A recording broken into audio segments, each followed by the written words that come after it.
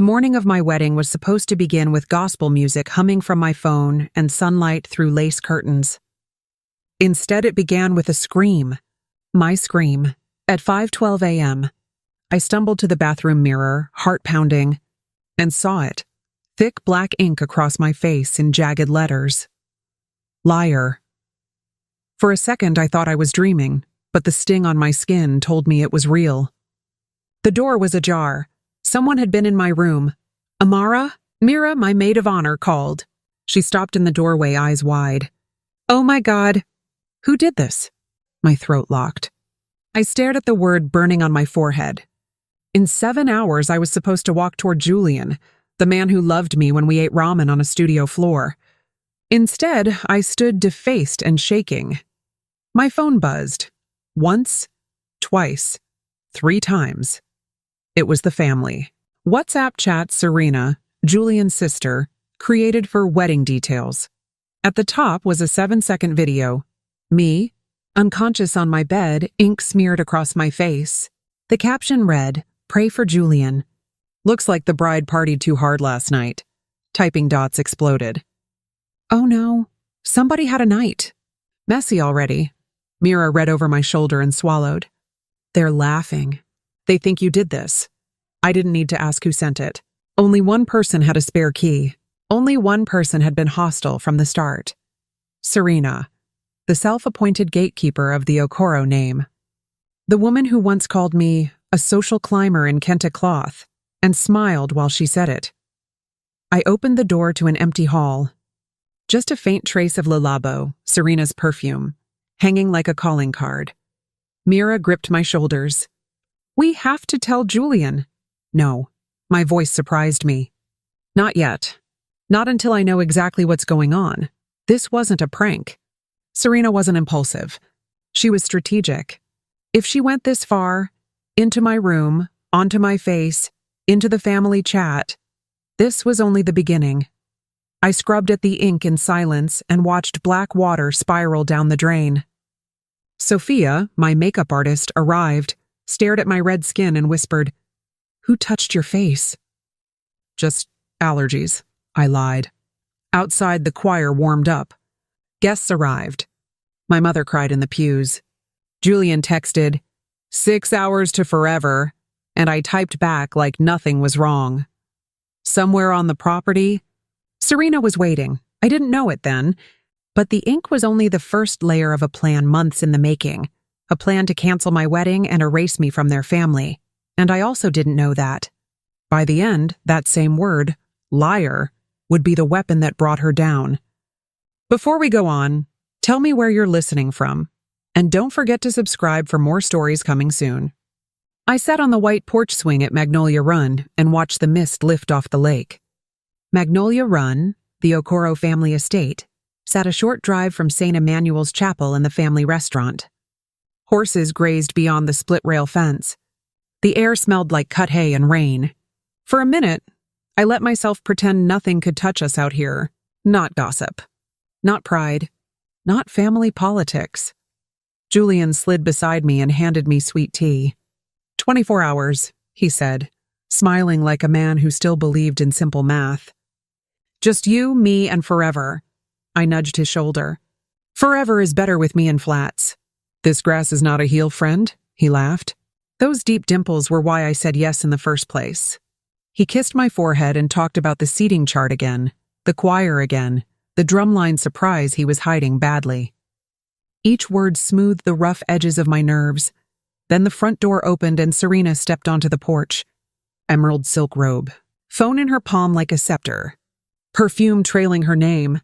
She took one look at our swing and tilted her head. Cute, she said, very small-town romance. Julian stood up. Morning, sis. She kissed his cheek and didn't look at me. Heads up, I adjusted the run of show. The ring warming will be earlier, and family photos will be family only. We'll loop the bride in after. I held my cup tighter. I'm the bride, she smiled finally. It didn't reach her eyes. Sweetheart, I'm optimizing flow. A wedding is a brand launch with vows. The Okoro name can't look chaotic. Julian cleared his throat. We agreed on joint planning. Serena waved that away.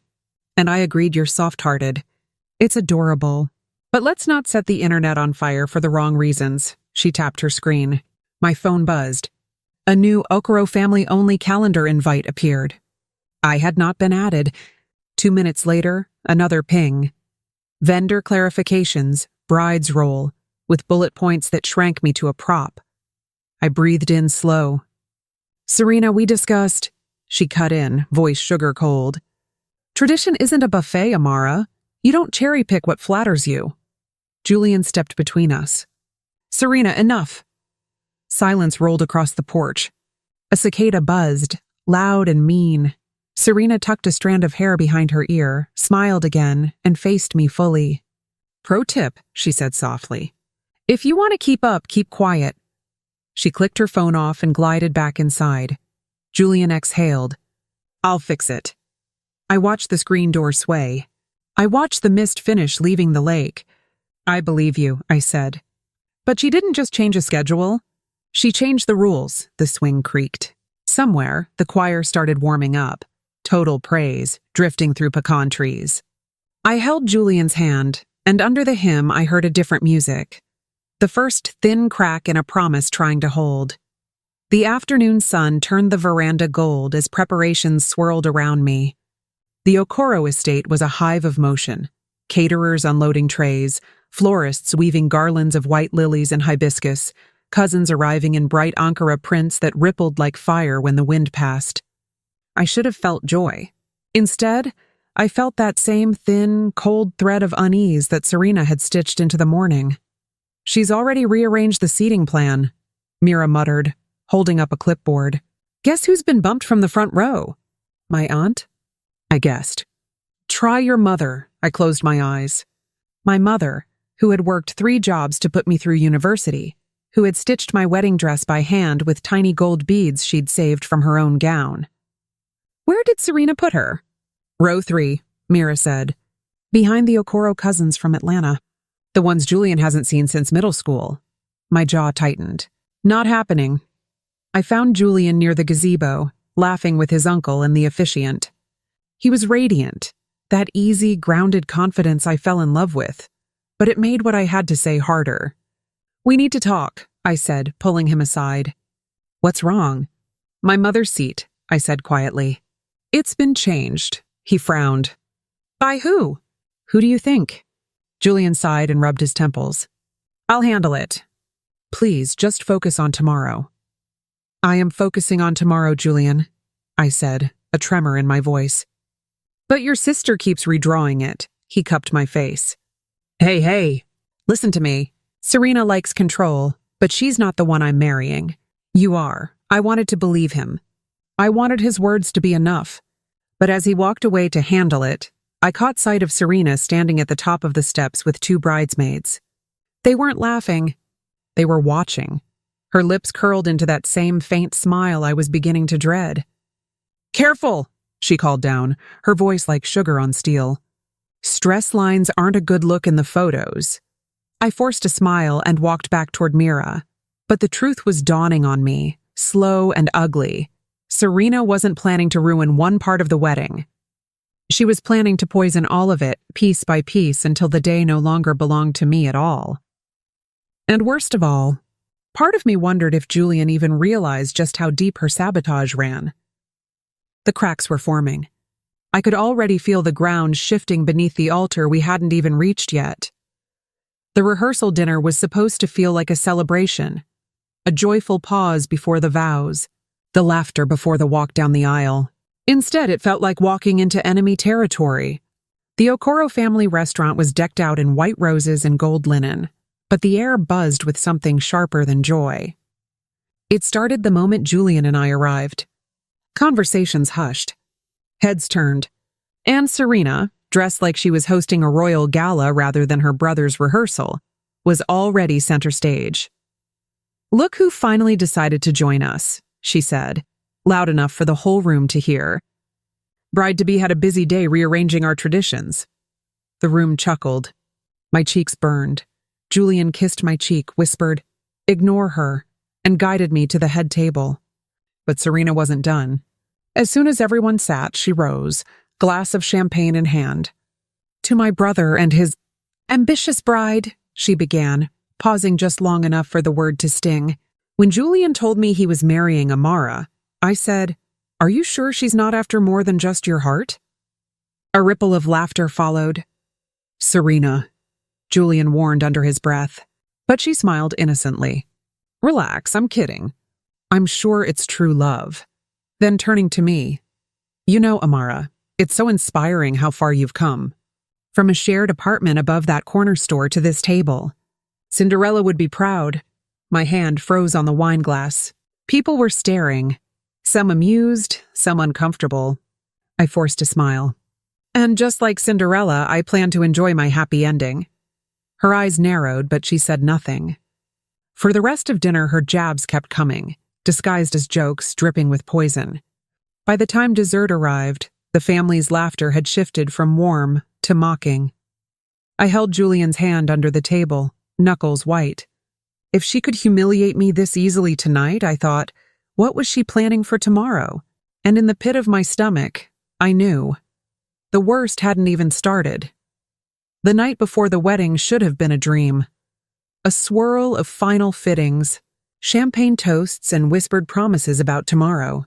But when Mira and the bridesmaids left me to get some rest, sleep was the last thing on my mind. The sting of Serena's words from the dinner still echoed in my head. Ambitious. Cinderella, after more than just his heart. Every syllable had been a knife. And yet, there was something in her tone, too confident, too satisfied, that made me feel this wasn't just malice. It was strategy. I was brushing my hair when I heard footsteps in the hallway outside my suite. Then a voice. Then another. "She won't know what hit her," Serena whispered. "Are you sure about this?" Another voice asked, soft, hesitant. I recognized it. Felicia, one of her cousins and a bridesmaid. "She's not one of us," Serena hissed. "She thinks she can waltz into our family and wear our name. This is going to remind her exactly where she stands." My heart thudded. I moved closer to the door. "Just promise me it's not going to ruin the wedding," Felicia said nervously. "Oh, the wedding will happen," Serena replied, voice dripping with poison. "But Amara won't forget the message, and neither will anyone else." Their footsteps faded down the hall, leaving me frozen. My pulse pounded in my ears. I wanted to burst out, confront her right there. But something stopped me. Instinct. A deeper part of me knew that whatever Serena was planning, she was confident enough to think I wouldn't see it coming. And that meant I needed to be smarter than her. I picked up my phone and texted Mira. "Lock the door when you come back. And don't tell anyone I heard them." Because one thing was clear now. Serena wasn't trying to ruin a night. She was trying to ruin me. The hours after that conversation stretched longer than any I could remember. I should have been resting. Brides are supposed to sleep deeply before the biggest day of their lives. But every creak of the floorboards, every shadow that passed under the crack of my door kept me awake. Serena's words looped in my mind like a curse. She won't know what hit her. By midnight, I gave up on sleep and started triple-checking everything. My gown, still pristine, folded inside its protective bag. My grandmother's heirloom earrings, tucked safely in their velvet box. My shoes, polished and lined up neatly by the wardrobe. Everything looked untouched. Normal, safe. But normal has a way of shifting when someone's plotting against you. At 1:07 a.m., Mira came back from the bridal lounge with a cup of tea. "You're still awake?" she asked, setting it down beside me. "Couldn't sleep," I admitted. "Something feels off," she squeezed my hand. "It's just nerves. Tomorrow will be beautiful." But not even her comforting smile could quiet the unease pressing against my chest. We finally turned off the lights around 2 a.m., but I never fully drifted off. I lay there listening, to the wind brushing the curtains, to footsteps somewhere down the hall, to a soft click that might have been a door. When dawn finally came, the first sign that my instincts had been right appeared in the simplest place: my jewelry box. The earrings weren't there. "Did you move them?" I asked Mira, panic rising. She shook her head. "I didn't even open the box." Then the veil, gone from its hanger. My wedding shoes, swapped for a worn pair I hadn't seen in years. It was all too deliberate to be coincidence, and as the morning light crept across the room, something deep inside me shifted from fear to fury. This wasn't just pettiness. It was war. The morning of my wedding began with a sound I'll never forget, my own scream. I jolted awake at dawn, heart pounding, sheets twisted around me like vines. Mira stumbled out of bed, hair a mess, eyes wide. "Amara, what's wrong?" "Mirror," I whispered, pointing a trembling finger. We stumbled into the bathroom, and there, staring back at me from the glass, was a version of myself I didn't recognize. Black, oily ink streaked across my cheeks and forehead. Ugly, uneven letters spelled a single word across my face. Liar. The air left my lungs. I rubbed at the letters with shaking hands, but they wouldn't budge. "What is this? Who did this to me?" Mira's face drained of color. This wasn't here last night." I looked around the room. The door latch hung slightly open. I knew I'd locked it. The shoes and veil weren't the only things that had been tampered with. Someone had been in here. Someone had been over me as I slept. And I didn't have to guess who. My phone buzzed on the nightstand. 3 messages in the family group chat. 1 video. My stomach flipped as I pressed play. It was me, unconscious ink being scribbled across my skin. The camera zoomed in and out, shaky but deliberate. A caption hovered over it. "Pray for Julian. Looks like the bride partied too hard last night." Dozens of laughing emojis followed. A few averted reactions. 1 or 2 messages from distant relatives asking if I was okay. But one name was missing, Serena's. She hadn't typed a single word. Because she didn't need to. The humiliation spread faster than the ink ever could. Everyone would see it. The guests, the family, maybe even Julian. The most important day of my life had been twisted into a spectacle before it even began. And yet, somewhere deep beneath the shame, something colder stirred, a small burning ember of resolve. If Serena wanted a war, she had just declared it in black and white. I stared at my reflection long after Mira had managed to scrub most of the ink off. My skin was raw and red from the harsh soap, and faint shadows of the letters still lingered like bruises across my forehead. Liar. Even when the words were gone, they seemed to burn beneath the surface. "Do you want me to call Julian?" Mira asked quietly, hovering near the door. "No." My voice came out sharper than I intended. "Not yet. Amara, this isn't normal. This isn't a prank. Someone violated you." I turned to face her, my breath unsteady. "And if I tell him now, he'll confront Serena. It'll turn into a war before we even make it to the altar. That's exactly what she wants." The logic was cold, but it was all I had. Serena wanted chaos, to have Julian caught between us, to make me look unstable, paranoid, dramatic. If I exploded now, I'd hand her the match she was waiting to light. Instead, I swallowed the humiliation and focused on salvaging what was left of my day. The makeup artist arrived at 7 a.m. sharp and froze when she saw my irritated skin. "Girl, did you sleep on an allergic reaction?" she asked, brushing a gentle hand over my cheek. "Something like that," I said, forcing a smile. "Just do your best." As the brushes swept over my face, I tried to silence the storm in my head. Outside, I could hear guests arriving, hear the choir rehearsing, hear Julian's laugh echoing through the courtyard. Each sound made the ache sharper. This was supposed to be the happiest morning of my life, and instead, I felt like an imposter in a fairy tale rewritten by someone who hated me. At 10 a.m., Mira helped me into my gown. The veil, the replacement veil, floated down over my face like a thin, fragile armor. "Are you ready?" she whispered. I looked at myself in the mirror, every inch of me polished and perfect, but underneath it all, I was trembling. "I don't know," I whispered back, "but I have to be." By the time the first guests were seated, I could feel it, the shift in the air. It wasn't the usual pre-wedding excitement humming beneath the gospel choir's soft chords.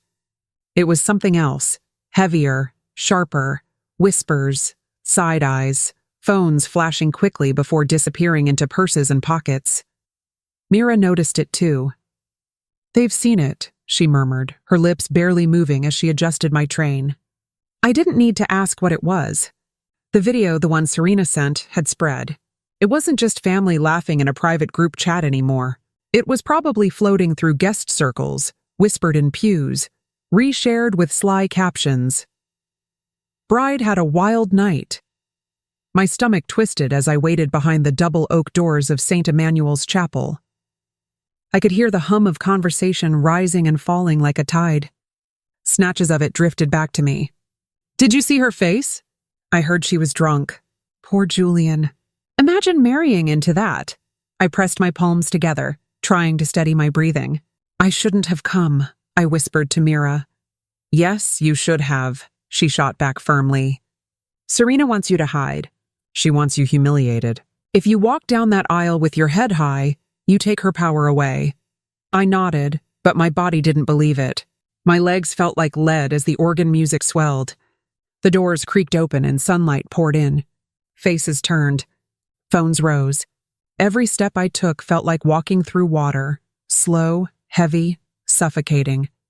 And then I saw Julian at the altar, smiling, eyes bright with love. For a moment, everything else melted away. But when I glanced toward the front pew, Serena was there, poised, composed, a faint, satisfied smirk tugging at the corners of her mouth. It hit me then. She didn't just want to ruin the morning. She wanted this image burned into every memory, me walking down the aisle under a cloud of shame she created. And as I reached Julian's side, one thought anchored itself in my mind. This isn't over. The ceremony unfolded like a beautiful dream stitched with hidden thorns. The choir's harmonies floated through the air. The pastor's words rang with warmth, and Julian's hand squeezed mine just tightly enough to keep me grounded. On the surface, everything was perfect.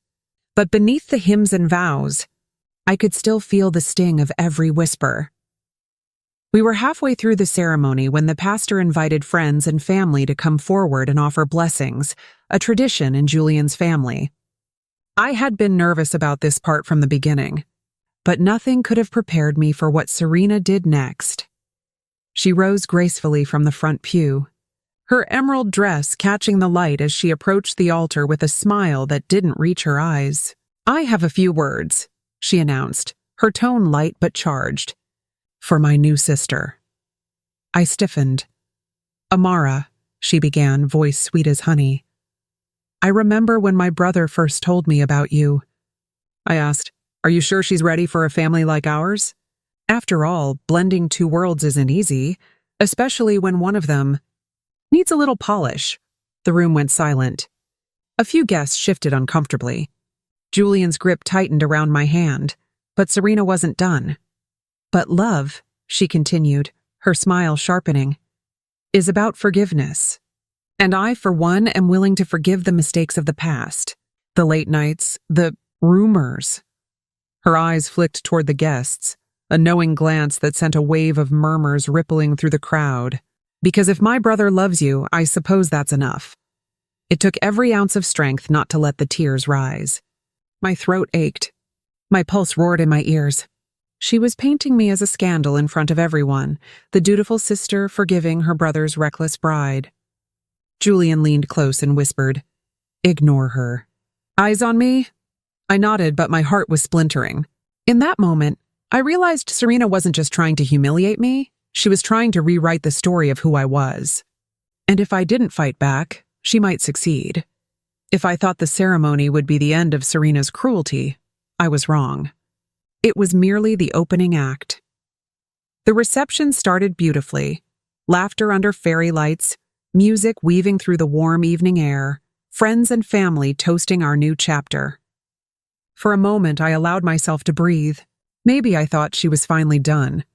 Maybe I could salvage what was left of this day. Then came the toast.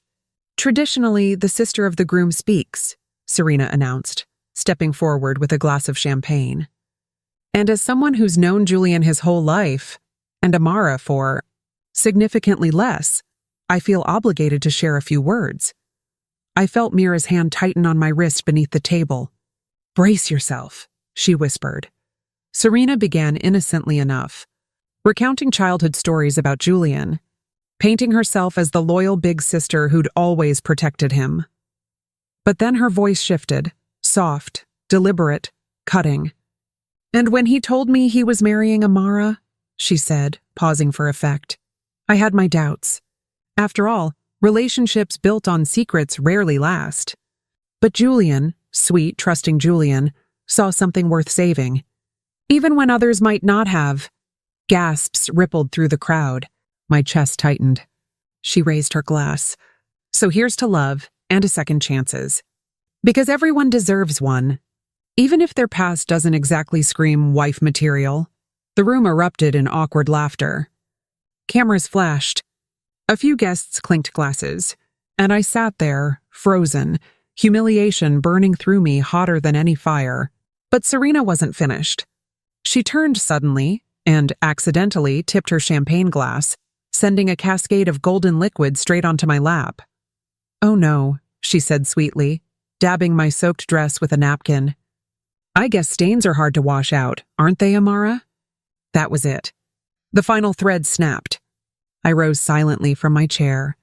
The room blurred around me as I walked away from the table, from the music, from the laughter, out into the cold night air, where I could finally breathe. And as the door closed behind me, one thought crystallized with terrifying clarity. I would not be her victim again. I didn't go back to the reception. The laughter and music faded behind me as I stood barefoot on the stone steps outside St. Emmanuel's Hall, the night air cutting cold against my skin. My dress was ruined, my makeup smudged, my heart raw, and yet, for the first time that day, I felt clear. Mira found me sitting on a bench near the rose garden, hugging my knees like a child. She didn't say anything at first, just wrapped a shawl around my shoulders and sat beside me in silence. "Are you okay?" she asked finally. "No," I said flatly, "and I don't think I ever will be, if I keep letting her win." Mira looked at me surprised. "So what are you going to do?" "I'm going to fight back." The words left my lips before I even fully understood them, but once they were out, they felt truer than anything I'd said all day.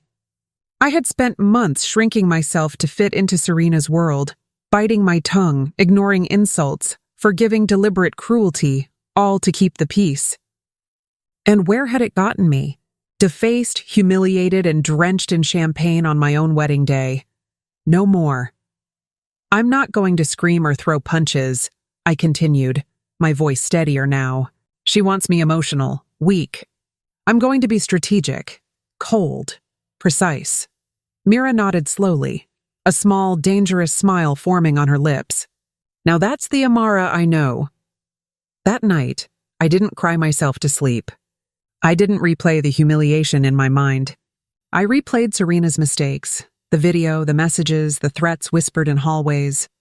Every petty poisonous thing she'd done was a breadcrumb, and I was done pretending not to see the trail they formed. For the first time since the ink on my face, I wasn't terrified of her. I was planning. And when I finally closed my eyes, one thought played over and over in my mind like a mantra. If she wants a war, I'll give her one she'll never forget. The morning after the wedding, the headlines should have been about love and new beginnings. Instead, they were whispers about the messy bride and the scandalous reception. My phone buzzed nonstop. Photos, memes, gossip blogs eating up every humiliating detail. Serena had wanted a spectacle, and she got one. But what she didn't know was that I had spent the night making a list, a plan. Step 1. Evidence. While the Okoro family gathered for their post-wedding brunch, I sent Mira on a quiet mission. "Check the bridal suite," I told her. "Every drawer, every camera, every corner. If Serena left fingerprints, I want them." She didn't disappoint. By noon, Mira returned with 2 crucial pieces of evidence: a tiny hidden camera tucked behind the vanity mirror, still recording, and a half-used marker in Serena's signature gold makeup bag. My stomach twisted as I watched the video footage on my laptop. Serena and Felicia sneaking into my room at 3:14 a.m., laughing as they wrote liar across my sleeping face. The humiliation turned to fire. Step 2. Information. I called an old friend. Asha, who worked in corporate PR and crisis management. I need a full digital sweep, I said. Every video, every photo, every post connected to Serena's little stunt. On it, Asha replied. And Amara, once you have proof, you don't hide it. You own the story. She was right. This wasn't just about clearing my name. It was about flipping the narrative before Serena destroyed it completely. Step 3. Allies. I started calling family members, aunts, cousins, even Julian's distant relatives, but I didn't accuse anyone. Instead, I asked questions, calmly, rationally. Did you see who posted the video? Did Serena mention anything unusual? Piece by piece, a pattern emerged. Serena had been sowing seeds for months, spreading rumors, twisting stories, painting me as unstable. And now, I had the receipts. When Julian came home from brunch that afternoon, he found me at the kitchen table, surrounded by evidence, screenshots, photos, timestamps. Amara? He asked carefully. What are you doing? I looked up at him, calm but resolute. Ending this, I said, once and for all. Julian stood there in the doorway, his brow furrowed as he took in the papers, the USB stick, and the open laptop displaying the paused footage. It was the first time in days that he had seen me composed. No tears, no shouting, just cold, deliberate focus. And that seemed to unsettle him more than my humiliation ever had. Ending what, Amara? He asked carefully. I turned the laptop screen toward him and pressed play. The grainy night vision footage filled the room. Serena's voice clear as a bell. Hurry up. She's a light sleeper. Don't worry, Felicia giggled. This is going to go viral. Liar, Serena whispered as she wrote the word across my forehead. Let's see how perfect she looks walking down the aisle now. Julian paled. What is this? That, I said evenly, is your sister and her best friend sneaking into my room at 3 a.m. That's them vandalizing my face and laughing about it. That's the humiliation I woke up to on my wedding day. He sank slowly into the chair across from me, speechless. I didn't know. No, I said sharply. You didn't want to know. I told you she was undermining me. I told you she didn't like me. And you brushed it off because Serena always gets a pass. Amara, please. Do you know what it's like to have hundreds of strangers laughing at your wedding photos? Do you know how it feels to see my mother crying because the press called me a joke bride? And all of this because your sister decided I wasn't good enough for this family. Julian rubbed his face, guilt carved deep into his expression. I'll talk to her. I'll make her apologize. An apology isn't enough, I said coldly. She doesn't get to humiliate me and walk away. This isn't over, not by a long shot. The silence that followed was heavy. And for the first time since the ink had stained my skin, I held the power in the conversation. Julian swallowed hard. What are you planning to do? I closed the laptop and met his eyes. You'll see. By the next morning, my humiliation had transformed into precision. The evidence, the video, the marker, the screenshots, was organized into a single file on my laptop. I wasn't just going to expose Serena. I was going to dismantle the image she'd spent years curating as the beloved, untouchable daughter. The first step was strategic: the elders. In our community, family reputation wasn't a social nicety, it was a currency. The elders didn't meddle in petty squabbles, but public humiliation at a wedding? That was a stain they would not ignore. I requested a private meeting at the Okoro family compound, telling them only that it concerned matters that could ruin the family name. Within 24 hours, 4 senior relatives, including Julian's Aunt Esther, the matriarch, gathered in the drawing room. Serena, still basking in the afterglow of what she believed was a victorious weekend, walked in late, all smiles. "Why are we here?" she asked sweetly. I didn't speak. Instead, I connected my laptop to the TV and hit play. The room fell silent. Every second of the footage, from her sneaking into my suite to the malicious laughter, echoed through the room. Aunt Esther's face hardened. Uncle Namdi's jaw clenched, and for the first time since I'd known her, Serena looked genuinely afraid. "Serena," Aunt Esther's voice was low and trembling.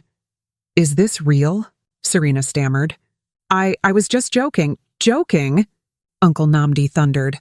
"You humiliated our family before hundreds of people. You disrespected your brother's wife on their wedding day." Julian, sitting beside me, finally spoke. "And she's been spreading lies about Amara for months." All eyes turned back to Serena. She tried to recover. Tears, excuses, even blaming Felicia. But the elders weren't swayed. Aunt Esther stood and looked at me directly. "Amara," she said solemnly, "this will not go unanswered." And just like that, the balance shifted.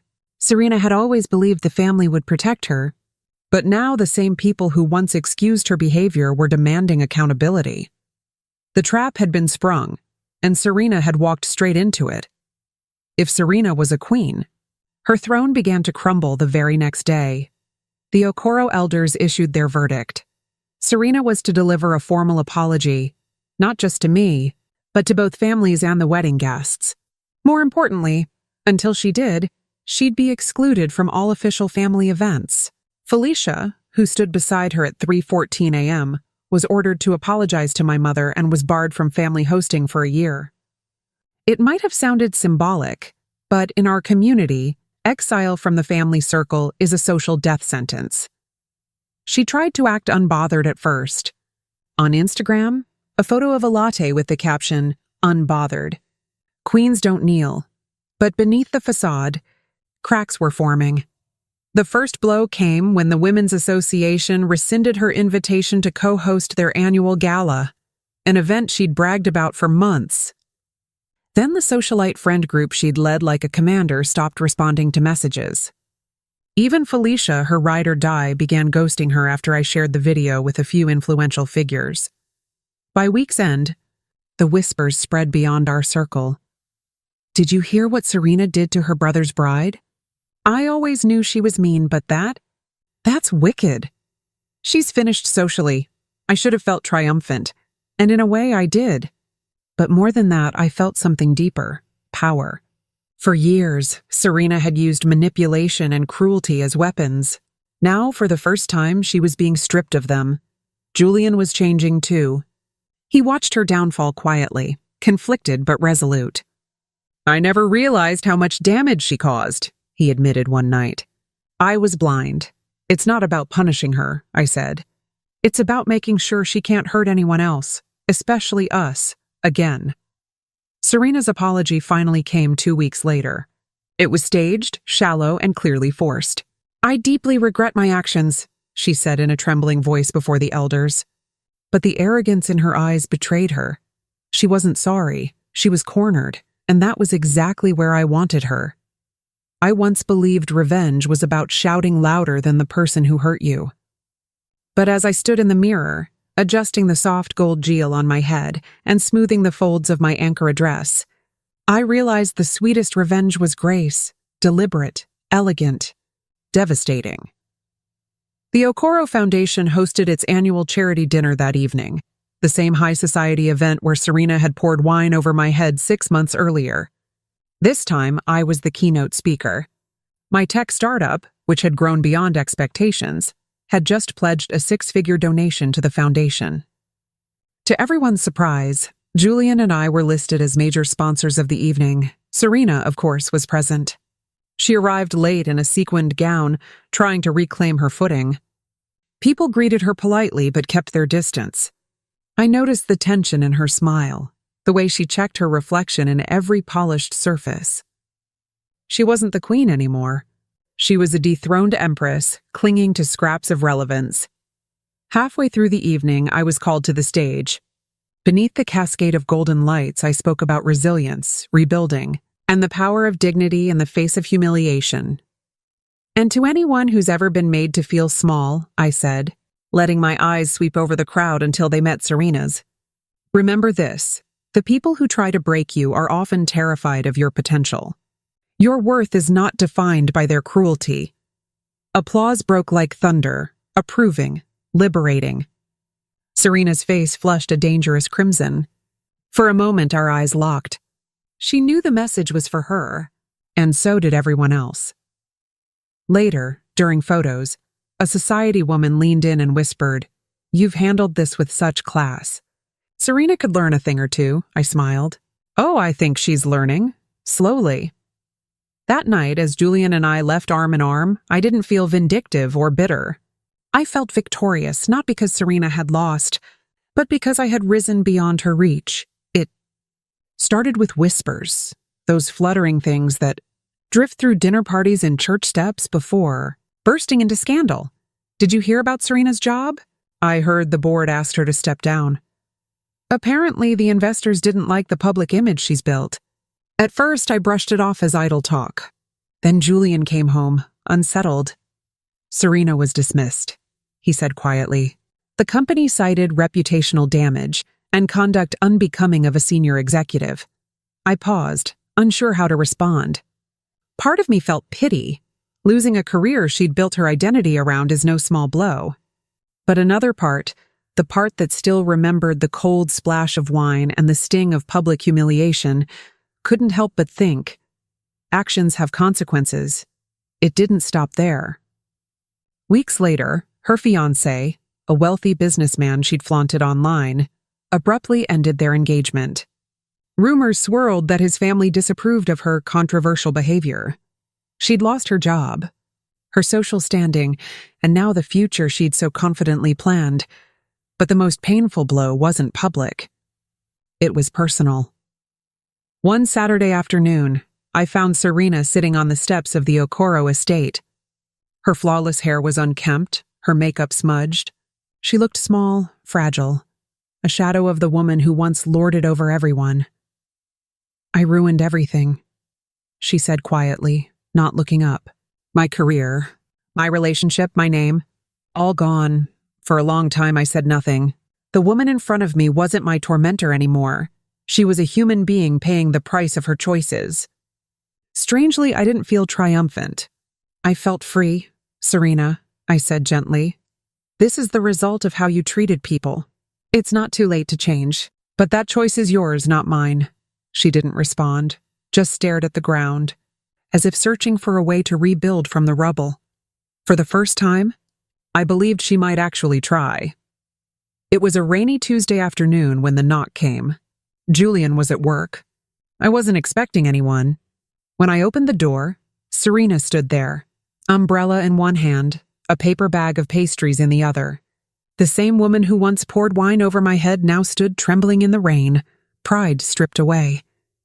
"May I come in?" she asked softly. No arrogance, no snide tone. Just exhaustion. I hesitated. Instinct told me to protect the peace I'd fought for. But something in her eyes reminded me of the sister I had once hoped for. I stepped aside. She sat on the edge of the sofa, twisting the handle of the pastry bag. "I owe you an apology," she said, barely above a whisper. Not the kind the elders forced. A real one. I stayed silent. "I was cruel to you, Amara. From the moment you entered this family, I made it my mission to make you feel unwelcome. I judged you for where you came from, for what you had, for who you were. I told myself I was protecting my brother." She swallowed. "But the truth is I was jealous of how happy you made him, of how easily people loved you, of how you found your place here." Her confession stunned me. Serena, proud, spiteful Serena, admitting envy? It was the last thing I expected. "I've lost everything," she continued, "and I know I deserve it. But before I try to rebuild, I need to face the people I hurt. Starting with you." The rain tapped the windows. I took a slow breath. "Serena," I said gently, "an apology doesn't erase the past, but it does open a door." Her eyes lifted. Guilt, hope, fear. "Does that mean we could ever be family again?" "Maybe," I said. "But only if respect lives here this time." Her question hung in the air like fragile glass. I didn't answer it again. I showed her what I meant. I went to the kitchen, poured 2 cups of tea, and brought one back. Not forgiveness, an invitation to a long-delayed conversation. "Family," I began, "isn't just blood. It's how we treat each other when no one's watching. It's trust. And right now, Serena, that trust doesn't exist." She nodded, eyes down. "I understand." If there's a chance to rebuild anything, I said, it has to be on my terms, not yours, not the family's, mine. She looked up, wary but listening. What do you mean? First, acknowledge the full weight of what you did. Not just to me, but to Julian, to our families, to the people who looked up to you. That means more than a private apology. It means a public one. The same way you humiliated me, you'll own it in front of everyone. She flinched, but didn't protest. Second, trust is built brick by brick. That means boundaries. Respect them. No comments, no manipulation, no games. I can do that, she said quietly. And lastly, I added, leaning forward, I don't want a sister-in-law who tolerates me. I want a sister who values me. Show up, for Julian, for me, for this family, with sincerity, not appearances. You're a weld. I don't know if I deserve that chance. Maybe you don't, I said softly. But if you're truly willing to try, I'm willing to let you. For the first time since our paths collided, she didn't look like my enemy. She looked like a woman determined to rebuild, even if it took the rest of her life. 2 weeks later, Julian and I hosted a small post-wedding reception, the one we never truly had because of the chaos. A rewrite of the day on our terms. For Serena, it was something else entirely, Judgment Day. I didn't remind her of our agreement. I wanted to see if she would keep her word without being pushed. As the room filled with family, friends, and church members, many of whom had witnessed my humiliation, my chest tightened. Julian spoke first, warm and grateful. Then, just as the music started, Serena stood. Her hands trembled as she walked to the center. The room hushed. I owe you all an apology, she began, her voice shaking but clear. Most of all, I owe one to Amara. My breath caught. I was cruel, jealous, small-minded, she said. I told myself I was protecting my brother from a mistake, but the truth is I was trying to control his life, and hers. On Amara's wedding day, I did something unforgivable. I humiliated her. I tried to ruin what should have been the happiest day of her life because I couldn't stand to see her loved more than me. Gasps rippled. Serena's mother wiped a tear. Even Julian's jaw tightened, as if hearing it aloud made the sting new again. I don't deserve forgiveness, she continued, voice breaking. But I'm here to say I'm sorry, publicly, sincerely, without excuses. Amara, you didn't deserve any of it. You're stronger than I ever gave you credit for, and I hope one day you'll see me as more than the woman who tried to tear you down. Silence. Then, slowly, then all at once, applause. Not celebration, respect. I didn't rush to hug her. I didn't cry. But watching her stand there stripped of pride and pretense, something inside me softened. The night should have ended in peace. For the first time in months, I felt calm. Not forgiveness exactly, but release. Yet destiny hadn't finished with us. 2 days later, Julian and I were in his mother's attic, preparing it for renovation. Dusty boxes, old photo albums, faded decorations, forgotten toys, and tucked inside a weathered envelope, hidden in a carved wooden jewelry box, we found a letter addressed to Julian in his late father's hand. "Why is this up here?" Julian murmured. The letter was dated just weeks before his father passed, a time Serena had been handling much of his affairs. On the attic floor, he unfolded the pages. The words made my stomach twist. "My son, if you're reading this, it means I'm no longer here. I need you to know the truth about our estate. The property deed I've left in my will is meant for you and your wife, whoever she may be. It is not to be sold, divided, or controlled by Serena. She has insisted I change the terms, but I refused. She struggles with control, and I fear she may try to manipulate things when I'm gone. Promise me you'll protect what's meant to build your future." Julian's hands trembled. "She knew," he whispered. "She knew this wasn't hers to control." Everything clicked. Her obsession with me wasn't only personal. It was financial, strategic. If Julian married someone pliable, she could keep her grip on the estate. With me, she had no leverage. She hated that. It wasn't just jealousy. It was power, and the letter proved it. "This changes everything," Julian said. steady now. We're taking this to the lawyer. And just like that, the war shifted from emotional to legal. The next morning, we sat across from Mr. Lewis, the family's longtime attorney, sharp, silver-haired, meticulous, undefeated. The moment he read the letter, his curiosity turned to focus. "This," he said, adjusting his glasses, "changes everything." "What do you mean?" I asked. "Up until now," he said, "Serena has acted as if she holds controlling interest in your father's estate, especially the land and deeds. But this letter is a testamentary declaration. It's legal evidence of intent. If what's here contradicts any posthumous transactions, we can challenge them." "She already tried to sell a portion," Julian said. "Claimed Dad approved it." Mr. Lewis's mouth tightened. "If that's true, and she did it after his death without proper consent, we're not just dealing with a civil matter. We could be dealing with fraud." The word landed like a gavel. Within a week, Mr. Lewis filed an injunction to freeze all estate transactions. A courier delivered notice to Serena. She stormed into our house the next day, composure cracked wide open. "How dare you involve lawyers in family business?" she spat, pacing like a caged animal. "It stopped being family business when you manipulated Dad's will," Julian said evenly, "and tried to sell what doesn't belong to you." "You don't understand?" "No," I cut in. "We understand perfectly. And so will the judge." Her face blanched. For the first time since our war began, the power dynamic shifted. Serena wasn't pulling strings anymore. She was scrambling to keep them from unraveling. We wouldn't stop until the truth stood in the light, in court, for everyone to see.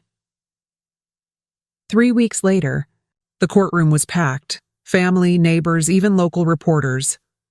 The once perfect Serena was being sued by her own brother. I sat beside him.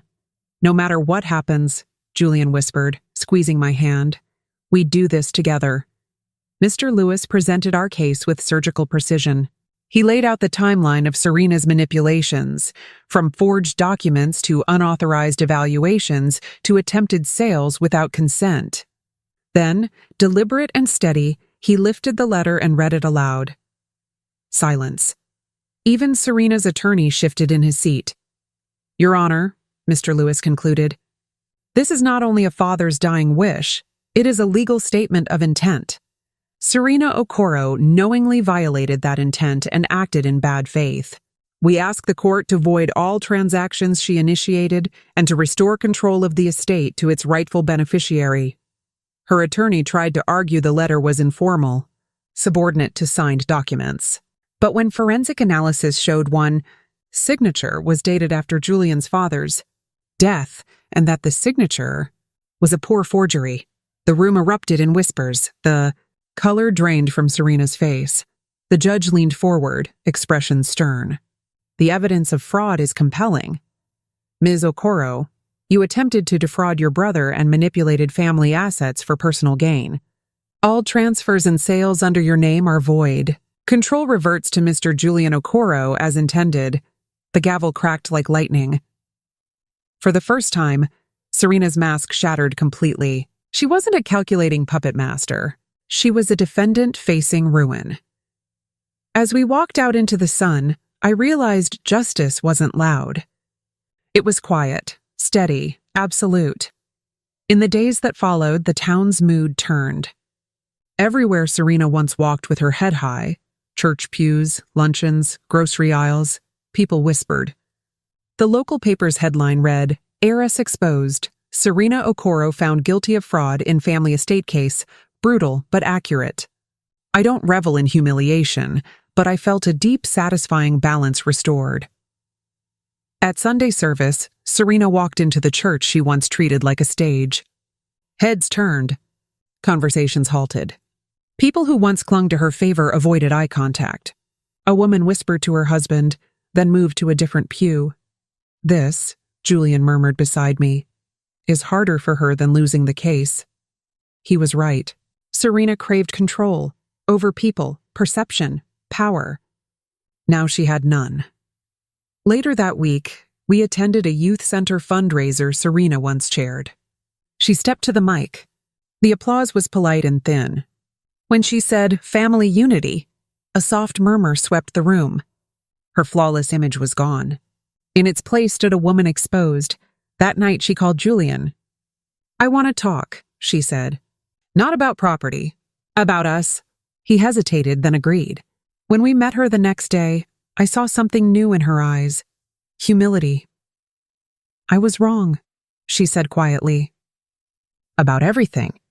And I know sorry isn't enough. But I want to try. For real this time. Not a plea for forgiveness. An acknowledgement that the power she wielded so recklessly was never hers." The invitation came in a simple white envelope, hand-delivered by Serena. Inside, a small note in careful loops. "Dinner at my house. Just family. I want to speak, not defend, not argue. Speak. Please come." Part of me wanted to toss it out, but the part of me that fought for justice and survived knew this was the final chapter of a dark book. I needed to be there to close it. That night, the atmosphere was heavy. The dining room that once held elegant soirees felt smaller, humbler. No elaborate centerpieces, no expensive wine. Just a modest meal and a table set for reconciliation, or its attempt. "Thank you for coming," she said, hands trembling as she poured water. "I know I'm the last person who deserves your presence." We waited.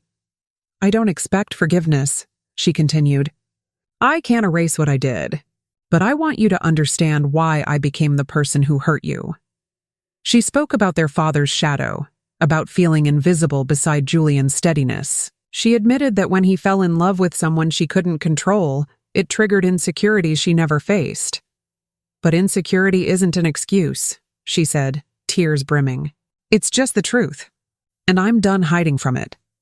Julian was moved, not because it justified anything, but because for the first time it was honest. "I'm not ready to forget," I told her.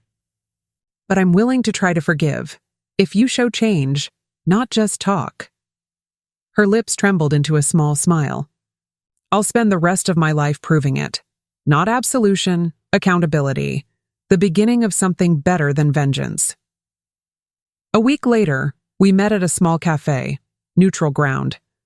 I made one thing clear. This wasn't a reunion. It was clarity. "Forgiveness isn't free," I said. "It's earned, slowly, deliberately, with action." "I understand," she said. "Good. Then here are the conditions. First, no involvement in our marriage. None. You don't get a say in our decisions, our finances, or our home." She nodded. "Of course." "Second, if you speak ill of me, even once, this door closes permanently. It won't happen again. Third, you'll contribute meaningfully to repairing what you broke. Volunteer at the community center where you humiliated me. Apologize to my family. I'll do it. All of it. And finally," I said, softening, "accept that things will never go back to what they were. We may build something new, but the past is gone." Tears slid down her cheeks. "I'll live with that. I just want a chance to do right." There it was, a line in the sand. A chance for redemption that protected my peace, my dignity, my future. For the first time, I didn't feel like a victim or even just a survivor. I felt like a woman who had taken back control and written the terms of her own story. The first real test of Serena's sincerity came sooner than any of us expected. The annual community fundraiser, the same event where she'd humiliated me, was a month away. This time, she wasn't a guest of honor. She signed up as a volunteer. When Julian and I arrived, I barely recognized her. No sequins, no diamonds. A plain event t-shirt, hair pulled back, a name tag that read, "Volunteer, Serena Okoro." She ferried programs to the door, stacked chairs, taped arrows on the floor. People watched her the way you watch a storm turn, waiting to see which way it goes. The MC asked if any volunteers wanted to speak. Serena shook her head. She lifted another stack of chairs instead. A teen spilled juice. She knelt, wiped, smiled, and moved on. No performance, no perfume cloud, just work. I didn't approach her. I watched. After years of crowns and stages, there was something louder than any microphone, a woman choosing not to take one. A few weeks later, I found her in the community center kitchen, arms deep in suds, rinsing trays after a youth lunch. "Didn't expect to see you here," she said, drying her hands. "I figured I'd lend a hand," I said. "And see how you're doing." Her shoulders eased a fraction. "It's not easy. People who used to admire me won't meet my eyes." "Maybe that's not a bad thing," I said. "They're seeing who you choose to be now." We worked in quiet, wash, stack, pass. Not dramatic, not cinematic, but it made room for something small and honest to start. She started showing up more. Bookkeeping help for the center, a budget call with Julian without interrupting him once, coffee with my mother where she said the words I was cruel and let them sit between them without defense. Brick by brick isn't glamorous, but it holds. One afternoon, we planted marigolds by the youth room windows, dirt under our nails, sweat on our temples. "Do you think we'll ever be close?" she asked. "I don't know if we'll be what we were," I said. "But maybe we can be something new, something honest." "I'll take that," she whispered. Healing isn't a straight line. Even with her showing up, a weight still sat between the three of us. It needed to be said, not smoothed. We invited her to dinner. It was her first time inside our home since the wedding. She stopped in the entryway, fingertips on the doorframe. "Feels like I don't belong." "You do," Julian said. "But we need to talk about why it doesn't feel that way." After we ate, we moved to the living room. I didn't dress the conversation in lace. "I know you're trying," I said. "I see it, but something still lodged between us. Not just the wedding, the control, the lies, the way you tried to script our life. Why? Not the polite version, the true one." She looked at her hands a long time. "I was scared," she said finally. "Scared of losing Julian. Scared I wouldn't matter. I told myself I was protecting him, but really I was terrified of being left behind." Julian took her hand. "You were never going to lose me," he said. "But you did lose my trust. That part you have to rebuild." Tears slid without theatrics. "I know," she said, "and I hate myself for it." "Hating yourself won't help," I said. "Understanding what you did and changing what you do next will." She nodded. No defense, no excuses. A hinge turned. The real test arrived on a warm Sunday, a family reunion at Julian's mother's house, the first full gathering since the wedding. This was not a stage with strangers. This was memory, pride, and gossip with long legs. As soon as we stepped into the yard, the air shifted. Conversations frayed, then thinned to nothing. Some relatives smiled tight, others angled their chairs away. Serena's mother hugged her with damp eyes. An aunt who once adored her gave a nod as cold as glass. Serena didn't pivot to performance. She walked table to table and met what came. She apologized to Julian's cousins who had watched my humiliation from the first row. She cleared plates. She offered to man the grill. She didn't insist anyone accept anything. Uncle Robert, a man allergic to soft words, faced her by the lemonade. "You embarrassed this family," he said. "You embarrassed your brother. And yourself." Serena didn't flinch or explain. "I know," she said. "I'm sorry. I don't ask you to forgive me. I'm asking for the chance to keep showing up." He stared a beat that felt like a year. "Trying counts," he said. "Keep doing it." By late afternoon, the air relaxed. Not warm, not yet, but less brittle. For once, watching her walk the hard road was more powerful than hearing her promise to. Autumn brought something I didn't expect. Steadiness. The big gestures were gone. She arrived early to set up tables. She left last after mopping the stage. She asked Julian questions and let his answers stand. Pride turned practical. Then came her call.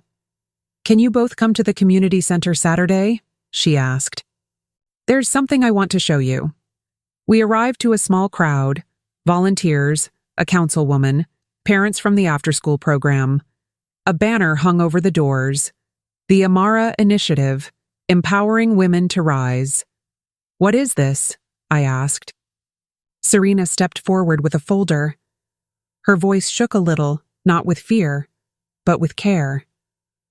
"A year ago, I used my words to tear a woman down," she said.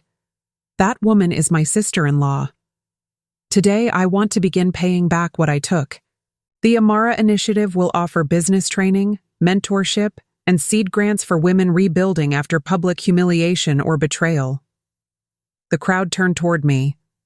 I felt my ribs move around my heart. "This isn't erasing the past," she said quietly when the short remarks ended. "It's using what I have the way you would have."